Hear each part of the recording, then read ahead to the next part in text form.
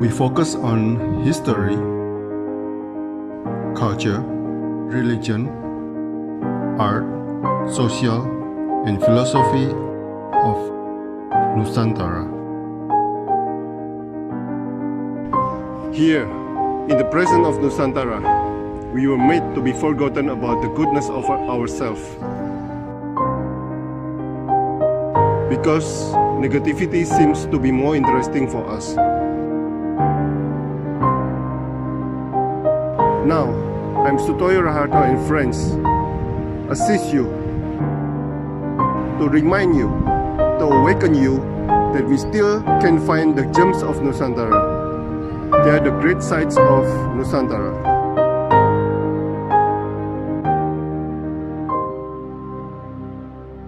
Oke, selamat sore Mas Misan Latif, seorang seniman visual. Ya, selamat sore Pak Sutoyo. Pulang malam judulnya kalau di Instagram, atau namanya kalau di Instagram. Ya, pulang Ada malam. apa dengan Malang, Mas? Enggak, silakan. Oke, kenapa namanya pulang Malang ya? Nama tersebut saya ambil karena Malang tempat saya berproses. Lebih banyak saya berproses di Malang, belajar dari fotografi ke film, mulai dari pemutaran film, dan di situ bertemu dengan orang-orang seni yang sangat support, sehingga membuat Malang ini buat saya terasa seperti rumah sendiri gitu. Rumah kedua buat saya. Rumah pertama di mana? Rumah pertama di Pacitan. Oke. Leaves are dancing. This earth are creature living life. We died in life. We live in die. Iya. With or without a doubt, the leaf will keep dancing for you. Apakah kita hidup dan mati dalam waktu yang bersamaan, Mas? Silakan. Bisa diartikan begitu, karena dalam kehidupan kita juga akan merasakan kematian-kematian kecil sebenarnya. Seperti kehilangan sesuatu yang kita sayangi atau suatu momen yang kita nanti-nantikan, itu juga kematian-kematian kecil sebenarnya. Dan bisa juga diartikan dengan hal lain, kita mati dalam hidup ini dalam artian ya ketika kita hidup ada masanya kita mati, dan setelah kematian itu akan ada kehidupan. Itu kepercayaan yang saya yakinin seperti itu. Dan apa hubungannya dengan foto ini? Leaves are dancing. Ini karya Anda kan? Iya, betul. Ya. Itu karya saya bersama Salini Rengganis, seorang surfer di Pacitan. Apa yang Anda rasakan waktu mengambil karya ini? Yang saya rasakan ketika mengambil karya ini, saya benar-benar menikmatin hutan, bagaimana sebuah daun-daun ini secara serempak saling menghidupkan. Dari daun dia menghidupkan akar, dari akar dia menumbuhkan batang, dari batang dia menumbuhkan daun kembali, dan akan berputar seperti itu. Daun yang bermanfaat untuk tubuh dari sebuah pohon itu sendiri, kemudian akan gugur, kematiannya pun akan menghidupkan kembali pohon-pohon, memupuk tanah, dan akan berlangsung selama kehidupan ini berlangsung. Itu yang saya ambil dan coba saya rekam ketika mengambil foto itu. Oleh sebab itu, daun selalu bergoyang ya? Atau menari ya? Betul, dia selalu. Next Mas, ini interesting yang ini. Lewat tak selalu mampir, kata Anda. Itu juga saya bikin jadi judul interview kita.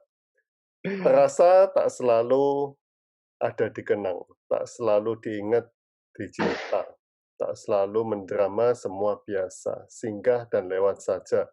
Bergerak, tak selalu raga berpulang, tak selalu ke rumah terasing, tak selalu sendiri, semua biasa, singgah dan mampir saja.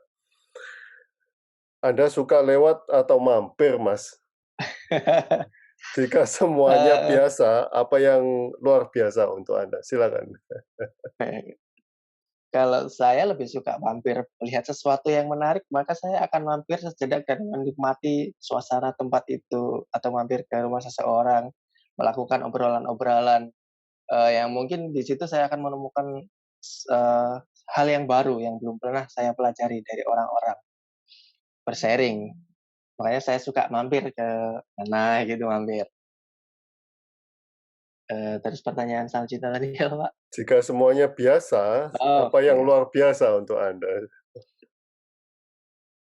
Ya semua dalam hidup ini biasa. Apapun hal luar biasa yang kita dapat dalam hidup ini, ya biasa saja. Kita harus menyikapinya dengan hal yang biasa. Karena nggak ada yang lebih luar biasa daripada penciptaan kehidupan ini buat saya gitu. Ya, Jadi, buat saya. Jadi yang luar biasa adalah penciptaan hidup ini. Iya, betul. Itu yang membuat saya terus pengen belajar, terus pengen mencari, dan terus bergerak, gitu. Nah, lewat tak selalu mampir, apa hubungannya dengan perempuan yang ada di karya ini, Mas?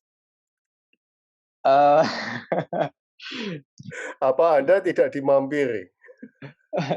Sebenarnya dia mampir ke dalam kehidupan saya sebentar gitu. Kan dia lewat tak selalu mampir ya. Orang-orang yang biasa kita jumpai belum tentu akan mampir ke dalam kehidupan kita, ke dalam batin kita atau ke dalam hati kita. Gitu.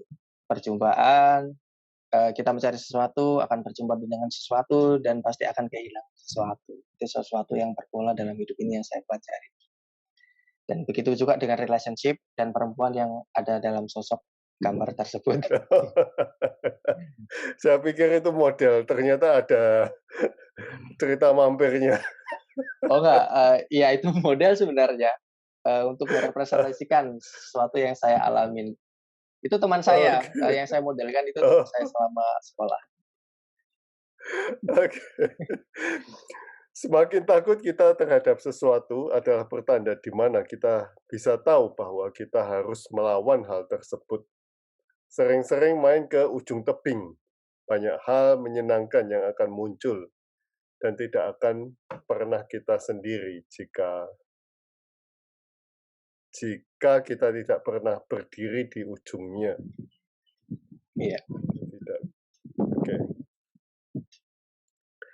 Pengalaman apa, Mas, yang pernah Anda lakukan yang seperti berdiri di ujung tebing ini? Silakan. Sebenarnya saya menuliskan puisi itu berdasarkan pengalaman saya ketika saya adalah tipe orang yang selalu nge-push diri saya sampai ke ujung. Dan sampai biasanya kalau udah sampai di ujung kepentok gitu, pasti akan menemukan sesuatu yang keajaiban di luar nalar. Seperti ya di Malang istilahnya saya itu cuman mampir. Di Malang itu tempat saya merantau. Ketika merantau banyak orang yang akan merasakan hidup di ujung tanduk. Seperti ya kita nggak pernah punya uang, kita besok mau makan apa kita nggak tahu, gitu. Dan dari situ selama kita bergerak akan ada hal-hal baru yang ajaibnya yang saya rasakan, kok saya nggak punya uang masih bisa makan, seperti itu. Kayak hal yang ajaib lagi ketika saya melakukan sebuah riset membantu Dinas Lingkungan Hidup di Malang untuk melakukan laporan tutupan vegetasi tahunan. Saya melakukan riset pengambilan data itu selama 1 bulan penuh. Dari 3 hari yang ditargetkan. Nah, dari 3 hari yang ditargetkan ini saya harus berputar ke 30 kecamatan di Kabupaten Malang. Nah, di situ udah seperti, waduh ini 3 hari mungkin nggak ya? Mungkin nggak ya? Wah, kayaknya nggak mungkin. Terus saya melakukan ibadah. Di situ sebelum saya melakukan sholat Jumat, kebetulan saya kan Muslim. Saya melakukan sholat Jumat, saya yakini, oh ya kalau saya sholat, saya minta sama Tuhan pasti akan ada jalan.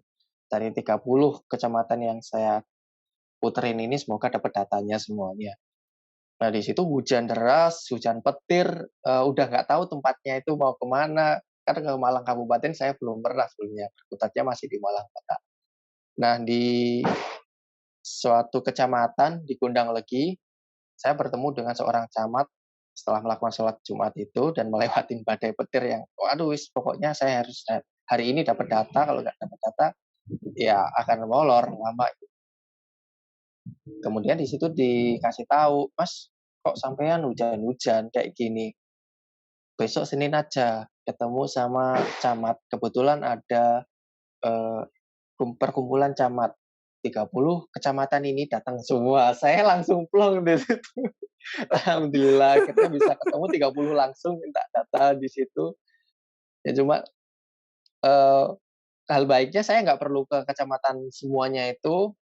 Jadi saya follow up selama 1 bulan pengumpulan data itu hanya lihat media sosial dan pengiriman lewat pos. Itulah keajaiban yang saya nggak pernah pikirkan ketika berada di ujung tebing. Tapi asiknya di mana, Mas? Asiknya Di ujung tebing itu. di ujung tebing itu kita bisa melihat hal di bawah kita. Kalau tebing kan istilahnya kita pasti di atas. Kita masih bisa lihat ke bawah, bisa lihat ke atas. Di ujung tebing itu kita bisa menikmatin waktu, benar-benar merasakan waktu yang penting yang hadir, kehadiran waktu dalam kehidupan kita ini. Sehingga harus kita manfaatkan dengan sebaik-baiknya. Kita nggak punya kuasa buat atur waktu ini. Tapi selama kita percaya waktu ini kita akan melakukan hal yang baik, ya maka Tuhan akan memberikan hal baik yang nggak pernah kita pikirkan. Pemandangan yang indah, orang-orang yang baik datang ke hidup kita, seperti itu. Dan seberapa seringkah Anda akan berada di ujung tebing itu? Sampai saat ini masih sih. Masih. Hobi saya masih berdiri di ujung tebing dalam hidup ini. Okay. Tapi mudah-mudahan segera berakhir lah. Tapi nanti kalau sudah berakhir, nggak ada rasa tertantangnya lagi. Kemungkinan saya akan mampir ke ujung tebing lagi. Oh. Ya. Oke. Selanjutnya, Mas. Iya, baik, Pak. Iya. Setiap pekerjaan yang berat adalah untuk tawa. Setiap pekerjaan yang besar adalah untuk kebahagiaan. Jangan lupa canda, katanya. Kata Anda. Apa pekerjaan besar untuk Anda, Mas? Silakan. Pekerjaan besar untuk saya kemarin itu jadi kepala divisi di Festival Film Malang. Divisi database sama screening. Jadi mengepalai 2 bagian itu rasanya tanggung jawab yang besar banget. Apalagi wali kota Malang saat itu juga hadir untuk menyaksikan dan datang ke acara festival tersebut. Mengelola tim-tim teman-teman di bawah ya dengan pressure yang sangat tinggi, tapi dengan rekan-rekan ya salah satu orang di foto tersebut adalah rekan saya, partner saya. Yang dimana ya udah akhirnya kita selama bekerja itu rasanya enjoy aja, seneng aja kita lewatin tanpa kita rasakan beratnya apa. Nah di situ muter juga ke 30 kampung melakukan pemutaran ke kafe-kafe.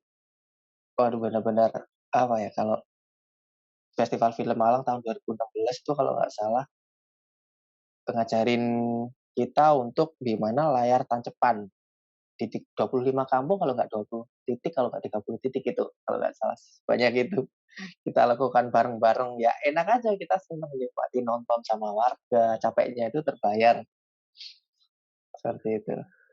Nah untuk selanjutnya Mas, pekerjaan besar apa yang ingin Anda lakukan? Untuk saat ini saya lagi ngerjain film dokumenter tentang seorang penari di kampung halaman saya. Jadi saya tertarik untuk mendokumentasikan beliau, namanya Mbak Rani. Dia Mbak seorang Rani? Mbak Rani, iya. Oh, saya kenal Mbak Rani. Pacitan kan? Iya, iya betul Pacitan. Dulu Ya kan mungkin di Pak ISI Sutoyo Solo. pernah. Ya, dulu di ISI Solo. Ya, saya pernah wawancara. Ya, saya tertariknya karena beliau mentransformasi sebuah budaya lokal asli Pacitan, yaitu wayang beber, ke dalam bentuk tari yang beliau bisanya menari, dia menularkan tarian tersebut, spirit wayang beber tersebut ke anak-anak didik di sanggarnya.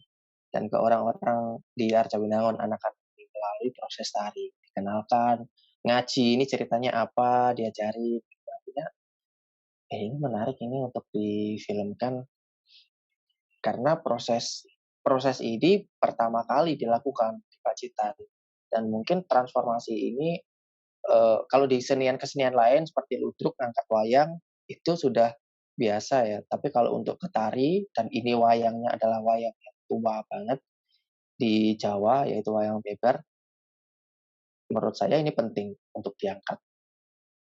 Apakah tradisi tari di Pacitan masih eksis semua, Mas? Apakah sudah ada yang hilang?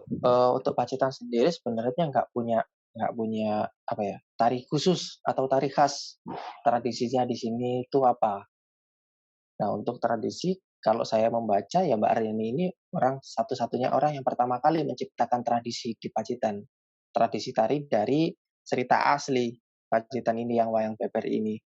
Kalau tari-tari yang lain, sanggar-sanggar banyak, penari-penari di Pacitan banyak. Mereka kebanyakan menyerap tarian dari Jogja, dari Solo, dan sekitarnya. Seperti itu. Tapi untuk khasnya sendiri di Pacitan ini belum. Kalau menurut saya ya, selama saya ngobrol dengan Mbak Rani dan lain-lain, belum ada. Tahu saya tarian Pacitan itu nggak punya tarian yang khas. Jadi serapan dari luar, atau penggabungan atau penciptaan baru dari tari-tari yang sudah ada di Jawa. Oke. Wow. Nah, kegiatan Anda di film dan fotografi, Mas? Iya, betul. Film sudah berapa fotografi. Lama? Saya dari film-filman itu dari tahun 2012 pertama kali ya masuk. Sebenarnya kuliah kan juga salah jurusan. Pengennya ngambil film tapi masuknya ilmu komunikasi. Oke. Kebetulan di situ ada salah satu mayor mata kuliah yang namanya broadcasting sama sinematografi. Ya saya belajarnya dari situ. Terus, nah kebetulan juga ada Cinema Club di Universitas Brawijaya Malang. Saya bergabung di Sosieto.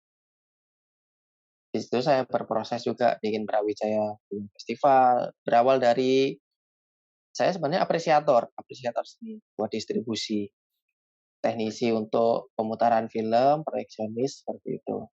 Kemudian sering nonton film, kok asik ya, dari berbagai banyak referensi, akhirnya bikin film. Pertama bikin film itu tahun 2014 untuk lomba di Disnatalis Fakultas, juara 1. Terus ada mata kuliah lagi di sinematografi, saya membuat film lagi, tapi bukan tujuan untuk nilai. Saya udah punya pengalaman nih, basic di festival-festival film, maka saya distribusikan film yang saya buat ke ranah festival langsung. Akhirnya tembus ke Semarang Film Festival, dan waktu itu Pesta Film Surabaya, kalau nggak salah, UNER yang diputar di Gedung Cak Durasim Surabaya. Nah, dari situ. Cukup lama ya, berkecimpung dalam hampir 10 tahun berarti. Ya, 10 tahun. Hampir. Oke. Ya. Terima kasih, Mas. Sama-sama. Terima kasih atas sharing-nya. Kita jumpa lagi di Malang. Terima kasih atas kesempatannya, Pak Sutoyo.